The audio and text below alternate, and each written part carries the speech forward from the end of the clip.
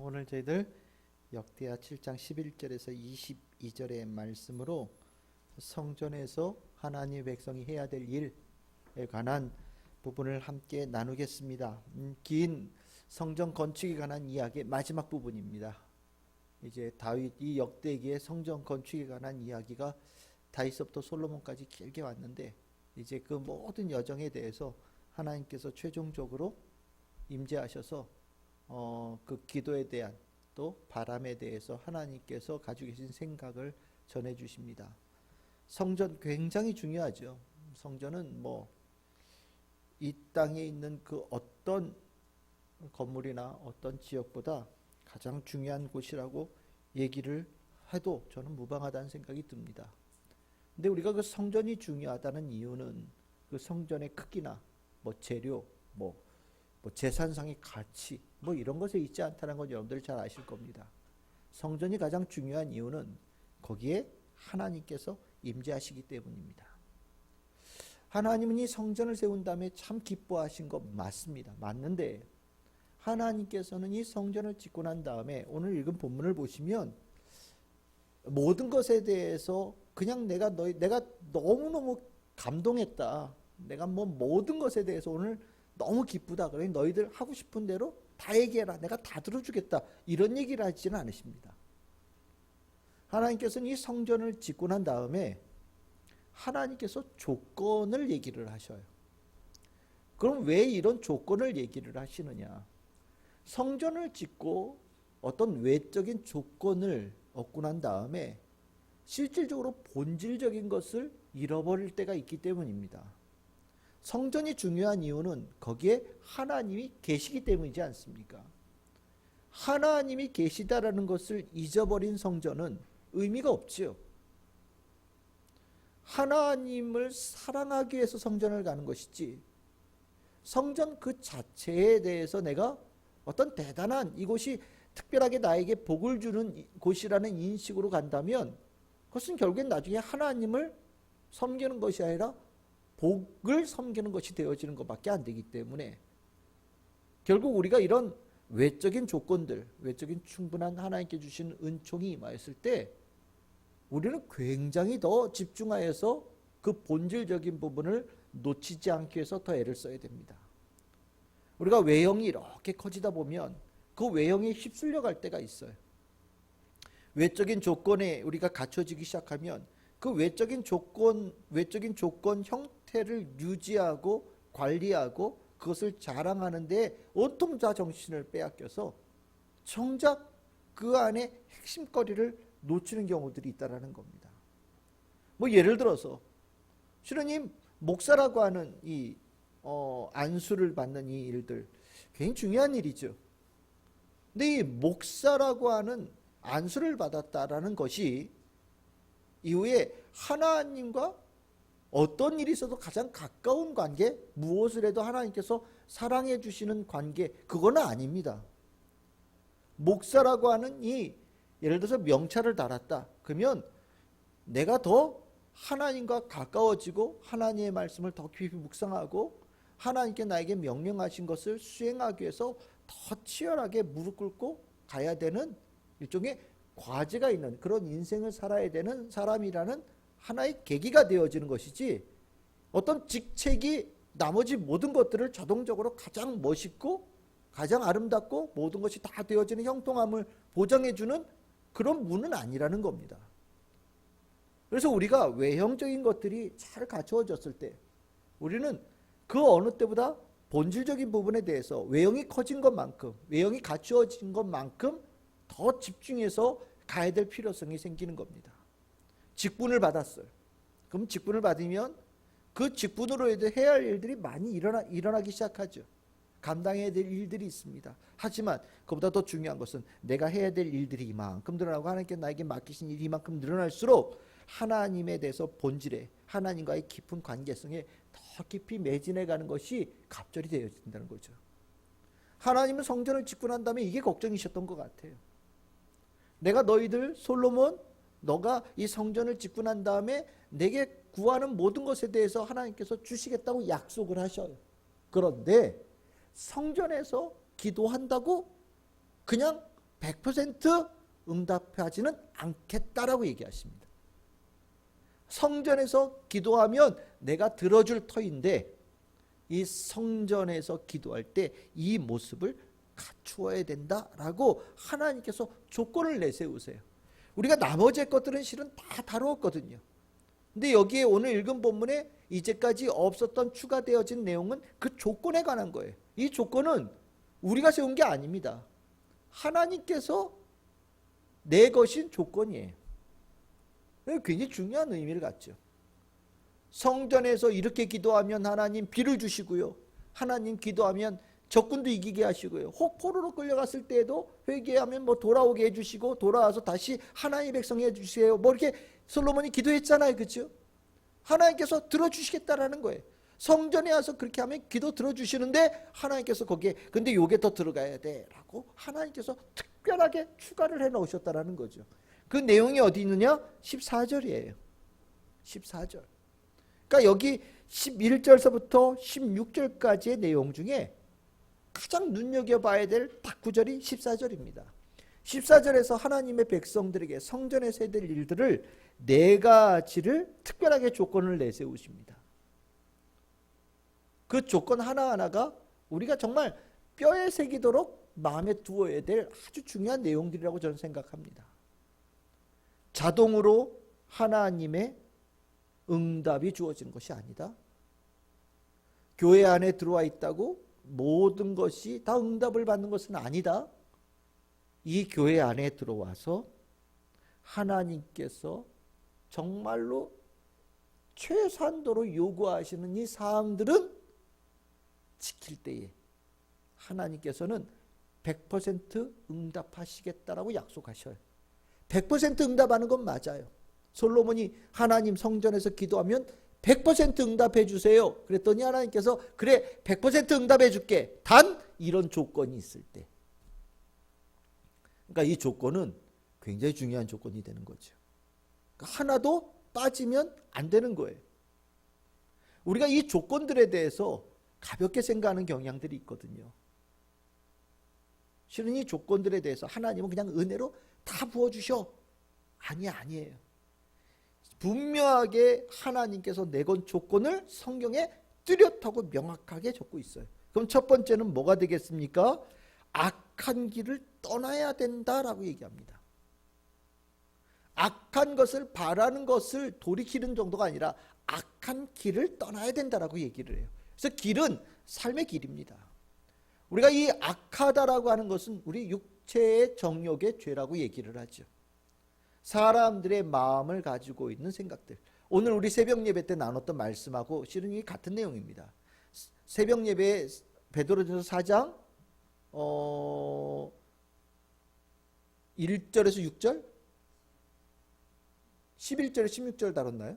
11절에서 16절 다른데 거기 보시면 우리가 고난을 받아야 되는 것, 고난이 뭐에 필요한 것이냐라고 베드로가 강조를 하는데 그 강조, 왜 고난을 받아야? 우리가 육신의 죄를 해결하려면 고난이라는 고통이라는 것을 통해서만 죄가 떨어지기 때문에 하나님께서 예수님께서 우리에게 고통을 지나가게 하신다라는 겁니다. 이 고통이 뭐가 고통이냐? 세상의 것을 억지로 끊어내는 거예요. 자연스럽게 가다 보면 하나씩 두 개씩 이렇게 떨어지는 게 아니라 내가 의도적으로 외과 수술하듯이 딱 도려내야 된다는 걸 얘기하는 거예요. 그러니까 이게 아픈 거죠. 고통이 동반되는 거예요. 고통스럽지 않으면 실은 우리들에게 딱 붙어있는 죄가 육신의 죄가 떨어지지 않는다라는 겁니다. 그래서 그 고통스럽게 육신에게 붙어있는 그 죄를 제거하기 위해서 살아가는 모습을 옛날에 같이 살던 친구들을 막 보면서 조롱한다라는 거예요. 야, 뭐 그렇게 가지고 뭐 유익이 얼마나 있다고 그렇게까지 하냐? 라고 얘기를 하지만 결국 우리가 잠시 이 고통스럽게 육신의 죄를 떨궈내는 이 과정을 통과하고 나면 영혼이 살아나는, 영혼이 살아나서 진정한 자유케 되어지는 하나님과 동행하는 인생이 주어진다. 그래서 하나님 믿고 예수님 믿으면서 고통의 과정을 겪으면서 혼란스러워하는 크리스천들에게 베드로는 지금이 당연히 가야 될 과정이야. 이 과정이 끝나고 나면 정말 자유함이 있어 라고 가르쳐주는 편지를 쓴 거거든요. 이게 똑같습니다. 하나님께서 이스라엘 백성들에게 성전에서 기도하면 내가 들어줄게. 단 무엇을 해야 된다고요? 길을 떠나야 된다. 길을 떠나야 된다는 것은 단순하게 자동적으로 이렇게 흩어지는 것이 아니라 내가 결단을 가지고 끊어내야 된다는 거예요. 여기서 악한 길의 가장 대표적인 게 무엇이냐? 여러분들 17절부터 이게 쭉 밑에 내려가시면 성전에 관한 이야기하면서 하나님께서 제일 싫어하시는 것을 얘기하시는데 그것이 무엇이냐면 우상 숭배에 관한 거예요. 19절에 보시면 이렇게 나오죠. 너희 앞에 둔 내 율례와 명령을 버리고 가서 다른 신들을 섬겨 그들을 경배하면, 이게 악한 길의 대명사의 길입니다. 그러니까 이게 엄밀하게 얘기하면 이스라엘 백성들이 전에 다른 사람들과 같이 어울려 살 때는 이 길이 정상적인 길인 것처럼 간 거예요.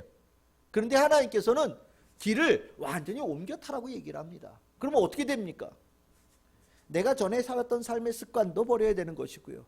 같이 어울렸던 사람들과도 관계가 멀어져야 되는 것이고요. 내가 이 길을, 다른 길을 가겠다고 선택할 때 수많은 사람들이, 함께 했던 사람들이 얼마나 나에 대해서 조롱하고 때로는 배척하겠습니까? 그것도 이겨내는 과정을 가지고 이 앞에 서야 된다라고 얘기하는 거예요. 하나님은요, 우리에게 신앙의 분명한 결단을 요구를 하셔요.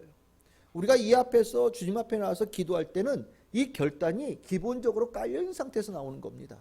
그냥 지나가다 들린 거 아니죠. 지나가다가 그냥 우연하게 갈 데 없어서 여기가 제일 따뜻할 것 같아서 들어왔어요. 아니 무슨 소리가 나길래 들어왔어요. 우리 그런 거 아니잖아요. 하나님께서 나를 부르셨다는 걸 알고 있고 하나님께서 나에게 새로운 인생을 주시기 위해서 사랑을 베푸셨다는 걸 우리는 확신을 가지면서 분명하게 내가 다른 데 말고 하나님 앞에, 예수님 앞에 서겠다라는 결단을 가지고 이 자리에 와 있는 겁니다. 결단 가지고 와라 얘기하는 거예요. 예수님께서. 결단 갖지 않고 마음 하나는 저쪽에다 두고 2분의 1만 여기가 있던지 속마음은 저기다 두고 껍데기만 여기가 있던지, 그러면 하나님께서 응답하지 않으시겠다라는 겁니다. 첫 번째 조건이에요. 오늘 우리가 예배드리고 주님을 찬양하고 우리 주님께 기도할 때는 하나님만 바라보겠다는 분명한 결단으로 이 자리에 온 줄 믿습니다. 기도는 그 결단에 기반하여서 드려야 되는 것이고요.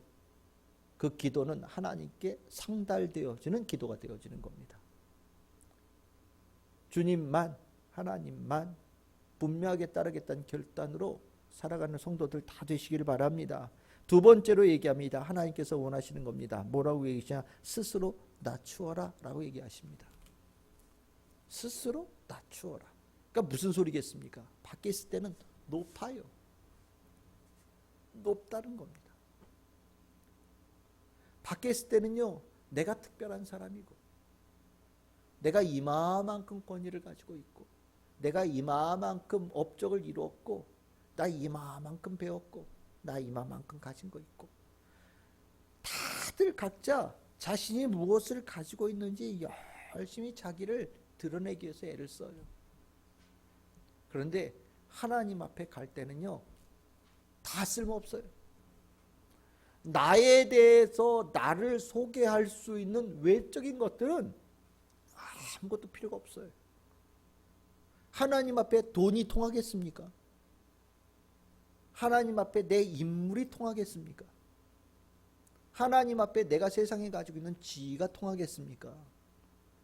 하나님 앞에 내가 경험했던 수많은 경험의 가치가 통하겠습니까? 아무것도 안 통해요. 하나님 앞에 나올 때 하나님 앞에서는요, 마치 갓난아기처럼 나오는 거예요. 완전히 발가벗은 상태의 모습으로 나오는 거예요. 하나님 앞에 나올 때는 세상에 주렁주렁 매달았던 훈장들 다 떼고 나오는 거예요. 하나님께서는 그것을 원하신다라는 거예요. 아직도 뭐 달고 왔냐? 그 벗고 오거라. 그렇게 얘기하신다라는 거예요. 세상에는 사람들끼리 지위를 막 나누어요. 계급도 나누고 신분도 나누고 여러 가지를 나누어요. 그런데 그 높은 신분을 가지고 오는 자들은요, 천국에 들어갈 수가 없어요.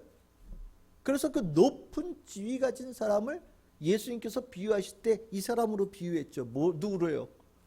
부자가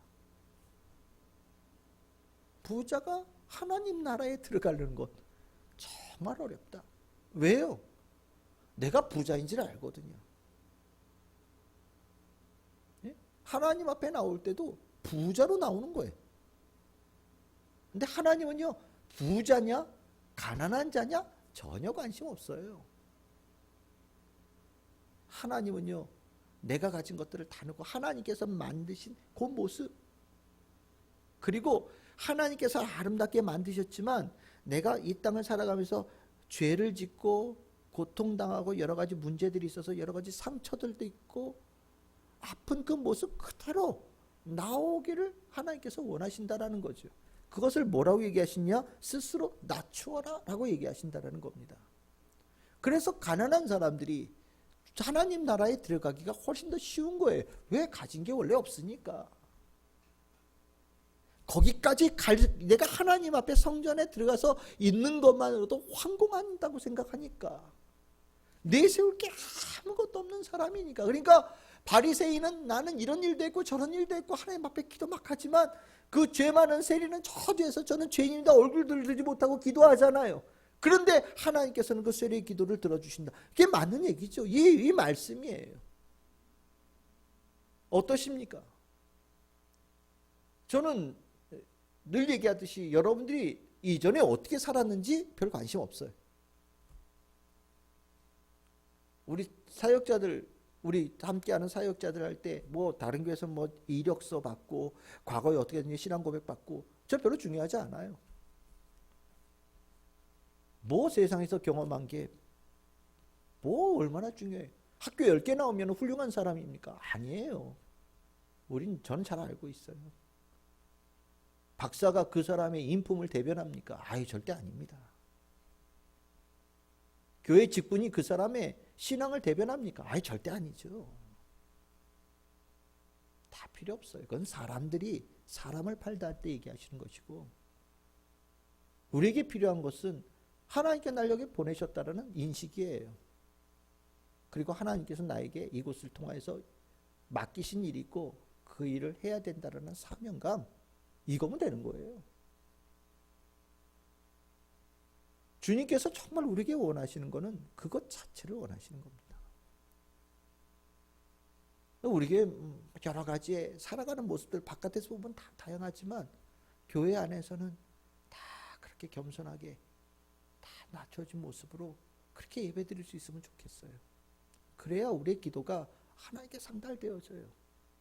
우리 한 사람이 낮추어진 것도 응답이 되어지는데 모두가 이렇게 스스로 낮추어져서 함께 주님 앞에 기도드린다면 이 기도 소리는 얼마나 크겠습니까? 세상의 그 어떤 기도 소리보다 가장 큰 소리가 되어져서 하나님의 보좌에 상달되지 않겠습니까? 그래서 우리가 여기 들어올 때는 천문에 들어올 때 다 벗고 오는 거예요. 다 벗고 오직 죄인의 심령을 가지고 들어오는 거죠. 우리가 그렇게 함께 신앙생활 했으면 좋겠습니다. 그러면 아무 불평이 없어요. 이 중에 가장 큰 분은 하나님이시고요. 나머지는 도토리 키재기도 아니에요. 그냥 다 똑같아. 다 똑같은 거예요. 하나님께서 원하시는 모습입니다. 세 번째로 얘기합니다. 기도하여라 이렇게 얘기합니다. 누가요? 내가요. 남 기도하는 거 덩달아 묻어서 하지 말고요. 내가 기도하라는 거예요. 우리가 신앙생활에 외형이 커지면 뭐가 문제가 생기냐면 다른 사람이 하는 것을 내 거 삼아서 가는 경우들이 생겨요. 마치 여러분들 운동할 때 축구 11명 뛰지 않습니까? 그 중에 10명이 엄청 잘하는 선수인데 나 좀 못한다고 치자고 칩시다. 저같이 축구 못하는 사람도 없거든요. 전 정말 축구 정말 못해요. 근데 저 하나 있어도 나머지 10명이 엄청 잘하면 승부에 별로 문제 안 되겠죠. 그렇죠? 그런데 정작 문제는요. 내가 혼자서 누군가가 맞서야 된다든지 내가 혼자서 경기를 뛰어야 된다고 생각한다면 이건 내 실력이 필요한 거죠. 여러 명이 같이 있을 때 마치 나머지 사람들이 신앙이 훌륭하고 갖추어진 상황 속에 내가 있다 보면 내가 대단한 사람으로 착각해요. 별거 아닌데. 그런데 실질적으로 중요한 것은 내 실력이에요. 내 믿음이에요. 남들이 기도할 때 같이 큰 소리로 기도한다고 마치 나는 입도 뻗고 다니면서 기도하는 것처럼 생각한다면 착각이죠. 골방에서 아무도 없는 곳에서 혼자 기도할 수 있는 것이 진짜 기도예요. 다른 사람 잘 들으라. 나 이렇게 기도 잘한다고 같은 얘기 수십 번 반복하고 중언부언하고 의미도 없는 얘기 들으는 거 기도 아니에요. 정말 중요한 기도는 내 존재를 다 담아서 드리는 기도예요. 진정성 있는 기도죠. 누가 노래를 부를 때에도 목소리가 참 좋은 사람들이 있어요. 참 목소리 좋은 사람들. 목소리 좋은 사람들, 뭐 예를 들어 송창식 같은 사람들 목소리 참 독특하잖아요. 시원시원하죠. 그러면 그 사람이 부른 노래는 다 감동이 있고 그 사람이 부른 노래는 들으면 내 마음을 울리면서 눈물이 흘러야 되는데 그렇지 않아요. 그건 목소리가 좋을 뿐이에요. 하지만 어떤 사람은 목소리는 별론데 그 노래를 들을 때 나도 같이 그 마음을 공감하는 경우들이 생깁니다. 그 이유는요. 그가 노래를 부를 때 자기 마음, 진짜 그 노래 가사가 자기 마음이에요. 그 마음이 노래에 들어갈 때 그 마음을 내가 느끼는 거죠. 진실되어짐입니다. 하나님께서 원하시는 기도도 그거라는 거예요. 너희들이 들어와서 이 기도할 때 많은 성전에 얼마나 많은 사람들이 와서 기도하겠어요. 그런데 진짜 기도하거라 라고 얘기하시는 거예요. 남이 써준 거 기도하지 말고 네 기도하거라. 남들에게 잘 보이게 해서 멋있게 보이게 해서 하는 기도 말고 진짜 네 기도하거라 라고 얘기하시는 거예요. 그럼 뭐 어떻게 하신다고요? 정말 네가 나에게 하나님께 기도한다면 하나님께서 그 기도를 어떻게 하신다는 겁니까? 응답하시겠다고 약속하시는 거예요. 우리 참즐거운 교회 기도 소리가 엄청나게 큰 교회는 아닙니다. 알고 계시죠? 이미 다 알고 계실 거란 생각이 들어요. 네. 엄청 큰 교회, 뭐 엄청 크긴요. 다들 그냥 조용조용 기도해요. 그러면 기도 안 하는 거냐? 저는 그렇게 생각 안 합니다. 기도 시작! 그러면 여기가 떠나갈 것처럼 막 큰 소리 기도하는 게 기도하는 것처럼 느껴질지 모르지만 아니 꼭 그게 다 기도는 아니에요. 진짜여야 돼요. 기도는. 제가 가지고 있는 목표예요. 모든 성도들이 정말 하나님께 자기 마음을 담아서 기도할 수 있는 성도 만들어야 되겠다는 것은 제가 늘 가지고 있는 생각이에요. 그래서 제일 안타까운 거는 아니 기도된데도 10년이 됐는데도 자기 기도를 못하는 사람들이 있어요. 듣는 건 해요. 다른 사람들이 대표 기도하는 거 듣는 건 해요. 다른 사람들이 통성 기도할 때 옆에 껴가지고 소리 내기는 해요. 근데 정작 아무 소리 들릴 때 혼자서 기도 못해요.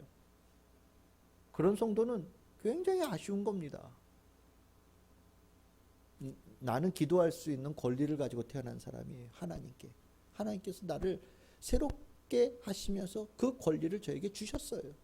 그럼 우리는 그 권리를 제대로 사용할 수 있어야 됩니다. 기도는 응답되어져요. 진실한 기도에 주님께서 응답하십니다. 우리 성도들의 기도가 되기를 소망합니다. 네 번째로 얘기하십니다. 내 얼굴을 찾아야 된다라고 얘기합니다. 이 얼굴은요. 이런 단어로 바꾸시면 돼요. 하나님의 은혜를 구해야 된다. 이 얘기로 변하셔도 됩니다. 그렇죠. 은혜를 구하는 거죠. 하나님, 저는 공로가 없어요. 근데 하나님, 참 염치 없는데 하나님 저에게 그냥 은혜를 베풀어 주시면 좋겠어요. 제가 뭐 병을 낫게 해달라고 주님 앞에 부르짖을 만한 하나님께 뭐 잘한 게 아무것도 없어요. 제가 뭐 하나님께 뭐 제가 뭐 잘한 게 있어서 뭐 이렇게 보여드릴 게 있으면 참 좋겠는데 참 이 앞에 나와가지고 이 기도를 한다라는 것이 너무 부끄럽습니다. 근데 하나님 그냥 저를 불쌍히 여겨주셔서 은혜를 베풀어 주세요. 하나님은요 이걸 원하신다라는 거예요. 이건 제 얘기가 아니에요. 하나님께서 이걸 원하신대. 하나님께서 기도할 때 어떤 걸 원하시냐면 은혜를 구하는 기도를 원하신다라는 거예요. 하나님 은혜를 베풀어 주시옵소서. 주여 은혜를 베풀어 주시옵소서. 이거를 원하신대요. 그러면 왜 이걸 원하시느냐? 은혜를 베푸시려고. 저 은혜 하나만 주세요라고 하나님께 간절히 구하면 하나님께서 기다렸다는 듯이 주머니에서 준비되어진 은혜를 주시기를 기다리고 계신다라는 거예요. 그래서 우리가 기도를 할 때 이런저런 수많은 내용들을 해야 되는데 어떤 사람들은 딱 이 기도만 하라는 사람들도 있어요. 주여 긍휼히 여겨 주시옵소서. 주여 은혜를 베풀어 주시옵소서. 이거 한마디만 해도 된다라고 얘기하는 사람들도 있어요. 그게 뭐 말에 주문이 있어서가 아니죠. 정말 마음을 담아서 그것도 기도해야 되는 거예요. 주여 저에게 긍휼을 베풀어 주시옵소서. 저 죄인입니다. 제가 필요한 건 이만큼인데 뭐 다 일일이 주님 앞에 구할 만한 자격도 되지 않습니다. 그냥 주님께서 알아서 가장 작은 은혜만이라도 저에게 내려주세요. 상에 떨어지는 부스러기도 좋으니 남들이 먹고 남은 찌꺼기라도 좋으니 그 가나안 여인이 예수님께 구했던 것처럼 나는 개들한테 주고자 하는 생각이 없다라고 있지. 근데 나는 그 주인이 먹고 남은 부스러기 개가 먹는데 그 개한테 주는 부스러기라도 좋으니 그 은혜를 주시옵소서라고 구하면 하나님께서는 그 마음에 감동하셔서 주시겠다라고 얘기하신다는 겁니다. 그러니까 이게 한마디로 참 주님 앞에 기도할 때 한없이 낮은 거죠. 그래서 우리가 기도할 때 무릎 꿇고 기도해라 라는 얘기도 하고요. 또 어떤 사람들은 주님 앞에 완전히 엎드려서 기도하거라 그런 얘기하는 사람들도 있어요. 우린 지금 마룻바닥이 아니니까 그렇게 못하는데 어디선 주님 앞에 기도할 때 완전히 엎드려서 사제들이 저 캐톨릭의 신부들이 사제 서품 받을 때 완전히 이렇게 누워서 기도하잖아요. 그것처럼 그게 필요하다라고 얘기합니다. 그게 마음의 자세가 되어진다면 주께서 들어주신 기도가 되는 거죠. 오늘 이 조건은요 아주 자주 하는 얘기들이에요. 근데 잘 귀담아 안 들어요. 우리는 이걸로 다 대처했어요. 뭘로요? 예수 이름으로. 예수 이름으로 기도하면 다 들어주셔. 그래서 우리는 이러한 것들을 다 잊어버리고 그냥 예수 이름으로 다 대체해버렸거든요. 그런데 예수 이름으로 기도하는데 그 앞에 이게 살아있다라고 생각하시면 좋겠어요. 예수 이름으로 기도하여서 이것이 대체된 것이 아니라 예수 이름으로 기도한다라는 것은 이런 모습으로 기도하는 거예요. 예수 이름을 붙잡고서 받들어 모시면서 기도한다라는 것은 이 마음으로 기도하는 거예요. 그러니까 우리가 예수 이름으로 기도한다라는 것을 단순하게 그냥 기도 끝마디에 이 말 하나 넣는 것으로 기도하는 것이 됐다라고 생각한다면 그거는 착각입니다.